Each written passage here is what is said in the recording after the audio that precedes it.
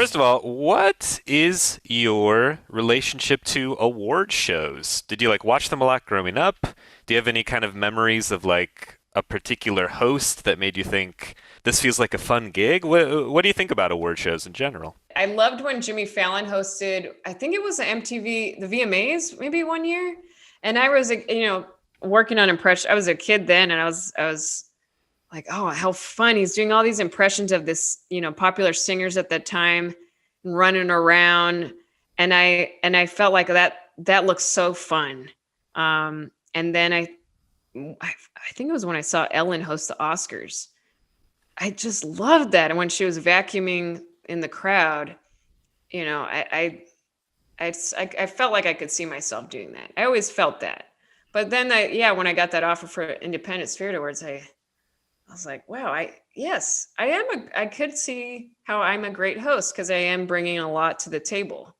Um, I have I hope I have a really warm energy and and silliness that I think, I don't know. I feel like that is a superpower of mine. I feel I bring to people, and a lot of impressions, which is always entertaining, always people love, and some singing too. So there's a lot to offer, and I felt, it's pre-taped, so we taped it last week for a couple days, and I feel really proud of myself. Like it felt good. That's Yeah. awesome. Yeah. Uh, how does one get an offer to host an awards show? What is that process like? I don't know. I Uh-huh. guess they saw me. Maybe it was probably something on SNL, or I'm not sure. I feel maybe it's just through different performances of mine through the years. Maybe they were like, she's ready. Call her up. Hmm. I don't know. I didn't. Yeah, really, I did not expect it. But it's a very cool thing to get to have under my as part of my journey. That's awesome. Yeah. Um, yeah, there've been a pretty storied list of folks who have hosted the Independent Spirit Awards before you. Mulaney and Kroll, Aubrey Plaza. I'm curious if you, and if not with them, if there's been like a stable of other comics you've kind of talked to for advice on how to host things, or like things to avoid, anything like that. I didn't. People have asked that, and I know. I really it just went with my gut, and I trusted the writers, who are a lot of my friends, really hilarious comics that wrote a lot of the pieces. And I added my own little flavors for like lines for, especially for certain impressions. Like there's certain things that they say, I put that in there, and I felt really good about it. But it's funny you bring that up because there is a piece where I'm impersonating a few of those previous hosts. So you'll have to see that. And it's kind of, that's what it's about. So it's me trying to, you'll see it. I don't give it away. I gotta be patient. We got to be patient. That's true. Yes, yes. You bring up an interesting point. Being an impressionist, I have to imagine you have come across a circumstance where people have heard your impression of them, and I'm curious if there's ever been any kind of like surprising or interesting reaction to your impression of them, especially like maybe your castmate, Kate McKinnon. Oh yeah. I think Kate, when I shared it, I think I shared that impression my first season of SNL at a table read, and she's like, that was pretty good. Um, uh, yeah, I think a lot of people love it. There's some celebs that didn't get it. I remember when I met J Lo in my writing room. First of all, I was so starstruck and nervous. I was like a little schoolgirl. What is it? What is it that Jim Carrey says in Dumb and Dumber? I feel like a little schoolboy again. Um, but anyway, yeah, when I met J Lo, I shared my impression. I was like, "Yeah, I'm Jennifer Lopez. My favorite color is blue." And she didn't laugh. She just stares at me and she goes, baby, my favorite color is green. Everyone knows that. And like, not even, I was like, okay, JLo, you're not, that's all right. Don't worry about it. I don't know if Gaga liked my impression. I've never heard anything. But majority, they'll reach out and say they love their impression. It's awesome. Ana Navarro. And it's so funny. She has such a funny voice that I could hear her in, the tweets she shared. She's, when I played her on The View, Yeah. I felt like she tweeted something like, "You can imitate me anytime you want, because that's so funny. I love to laugh. I'm not afraid of being made fun of like someone we know, Trump." I love it. It's an honor when they enjoy it. I did Diane Keaton the other day on Ellen, very short. I was just like, "Oh my God, I don't know what I'm doing. Oh gosh, I don't know." And she reshared it and she messaged me, and I was like in heaven. I was like, "Diane Keaton, really? That's cool." That's I want to very pick cool. her brain. I slid into her DMs. And I was like, Mm, Diane, I would love to meet you in the future whenever and just chat. I mean, man, at the very least, like, get her fashion advice. oh, I know. Maybe she could give me one of her hats Exactly. or a belt. Oh, so cool. I really enjoyed a few award seasons back your White Male Rage update song. Yeah. And I'm curious if you have noted any kind of similar pattern or theme emerge from this slate of award movies. I don't think so. I feel like this was a very diverse, I mean, beautiful movies this nominated for this year. Which is why a problem, why I can't imitate him. I can't, imitate anything in Minari. But I think it's awesome. It feels really good. Different stories. It's nice. Refreshing. Yeah, there's no white. I can't sing. I didn't sing the White Male Rage this year. So yeah. Well, it is refreshing. I guess, it's good to not have a reason to write that sketch, Yeah. That I have to give credit to Dan Bulla, who's an amazing song writer. But he does a lot of the songs, and he actually wrote. There's a song in the Spirit Awards that you'll see, that he wrote for me, and it's hilarious. I hope people enjoy that. I can't wait. Yes. You bring up a question I had about the SNL musical sketches in general. I think they have been really special this season. They're like legit songs, right? Yes. And I especially enjoyed you singing the hook on Boomer's Got the Vax. Oh my gosh. Yeah, that was all Chris read in his bud. Chris does so many good songs. Yeah, I'm curious, what is the process like from, farm to table, so to speak, of putting together a musical sketch for SNL and getting that, like, ready for the radio kind of sheen for it? Well, it's like any other sketch where you bring it to the table read. You'll rehearse it a few times with Eli, who plays the music and then does well at table. It goes right. And that night they start prepping for the pre-tape.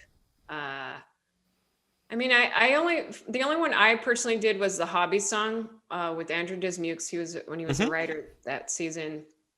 And I didn't think it would go well at table. I was like, I just want to write a song about how much I love my hobbies. And it went well, but it's pretty magical to see it all come together. Like the whole crew, they found pictures of my apartment and they bought a lot of the same things and made the room look like my apartment. And I was like, this is so cool. But this year I was just singing yesterday about Ego's song Local. That song is so good. Man, Yeah. I was so proud of her too. That was great. And then Bad Bunny as a plant. I mean, they've had some good songs this year. That's dope. You have a book on the way, the concept of which really intrigues me. Can you explain what like a creative self-help journal kind of means for you? It intrigues me, yeah. Well, I do a lot of art, and now I've been gathered. I feel like a lot of fans now that appreciate my art, and I've done like the past year art prints and stuff, and everyone's always like, make a book, please make a book. And yeah, I was thinking, I felt like last year too, I grew up loving Shel Silverstein. As a kid, I always felt like, yeah, they're dark, but there's also, I don't know, there's some simplicity to it. So my art's very similar to his. And I personally I have so many self-help books. And I thought, well, let's put my art in a book and also connect it with personal stories and activities for people to get in touch with their loony side. I think that's the core of my comedy is how to be your own best friend and how to make yourself laugh alone. And yeah, so that's what I feel like that's what it all is. My drawings are very about they're about self-love and tenderness and vulnerability and yeah, that I think that's what it's going to be. Can you say the title of it yet, or is that still under Well, wraps? no, we're still figuring it out, but I'm leaning towards be a good nut. Mm-hmm. Well, there was something my dad said one time. I was kind of beating myself up. I was like, Dad, sometimes I look in the mirror and I just think, God, look at this loony mess. And he said, but you're the right kind of loony. And I was Aw. like, oh, that's cool. That's a good, so it might be like right kind of loony or something like where you can accept all the mess and just be a loony, happy loony. That's really sweet. I can't wait to read that. Thanks. Thank you. Yeah. Um, you touched on something interesting. You mentioned like the strength of being able to laugh alone, which Yeah. we've all, goodness, sort of been doing a lot during the I know. quarantine. But you are heading back on tour this summer, the hmm California Girls stand-up tour. What does that Yeah. feel like emotionally to kind of prepare yourself to be in front of a crowd again? Do you feel like your style's going to change? How is that sort of percolating in your mind? Well, yeah, I feel nervous that I'm going to be rusty, but I did a show this past weekend, just one night in this in Palm Springs, Hmm. my friend Jack's show, and it was very limited amount of people and spread out, and but I was surprised. I was very proud of myself. It like didn't go away. The rustiness wasn't there. It was. I felt pretty good about myself, so I think it's going to be fun going on the road, and I hope. Yeah, I'm hoping that the hour gets stronger and in a good shape by the time I get to LA to tape the California Girls special. Um, but I hope I get new bits along the way too. You know, uh, just that nice mix of a lot of old stuff that people love, a lot of old impressions too. Like none of it has been on a special or a comedy album, and it's time to just let those let the babies fly. Oh, that's a weird phrase, but No, no, no. Let the babies fly. The thing people say. Yeah. but yeah, it's exciting to give like this. It's almost like a present of everything I have worked on for a long time now. Doing stand up and just my point of view and who I am. It's really special. And what's cool about this tour is I'm going to be donating the proceeds, a lot of it to the clubs themselves. So it's just that'll feel good too. It's like Hmm. being a good person feels good. Absolutely. Because they've been hit. They've been hit I so mean, hard by, yeah. so sad. Yeah, and a lot of those clubs, I mean, they've taken great care of me over the years, and you know, yeah. So it's gonna. I think it's gonna feel very good to my soul. Awesome. Yeah. Moving Yeah. back to the Independent Spirit Awards for a bit. Yes. I've heard a lot of folks who've hosted like the Oscars say it's a bit of a tightrope. You have to be funny, you have to have a take, but you don't want to like ruffle the feathers of the Illuminati or whoever. Right. Uh, and I'm curious if you felt like there was a similar tightrope you had to walk, or did you feel like you could be a little more irreverent? Did being pre-taped change that in any way? Oh, maybe that did. But everything felt right to me and fun. I think if there was something I was stumbling, I had a film that didn't feel good, I probably would have said something. But thankfully, like I said, a lot of these comedians that wrote the scripts and stuff, they already knew my voice so well and the delivery and there's a lightness to my comedy. I've never done anything political or dark. I'm just not. I'm more in the silly town, so they made it in that way, and I think that's why it feels good. I didn't even think about worrying about anything. Yeah. That's great. I love Silly Town. Yeah. I got time for one more question with you. Yeah. And if I'm putting you on the spot, I apologize, but you are such a good impressionist. We have spoken with each other for about 15 minutes.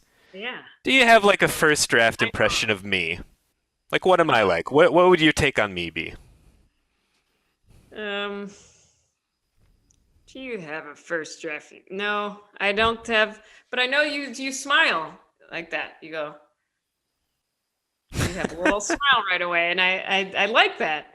Um, I'm sorry, I haven't gotten anything right now. No, that's okay. No, I'm just unmemorable. That's fine. No, no. But I bet if I hung out with you for an hour or something, that definitely would start. Is that about how much time it takes, like, to research? I think so. Maybe an hour, a couple hours of hearing the person, watching them for intently, you know. Yeah, I think so. That makes sense. Awesome. Thanks so much for your time. Really appreciate it. Thanks, Greg. You're awesome. Appreciate it. Have a nice day. You too. Back at you.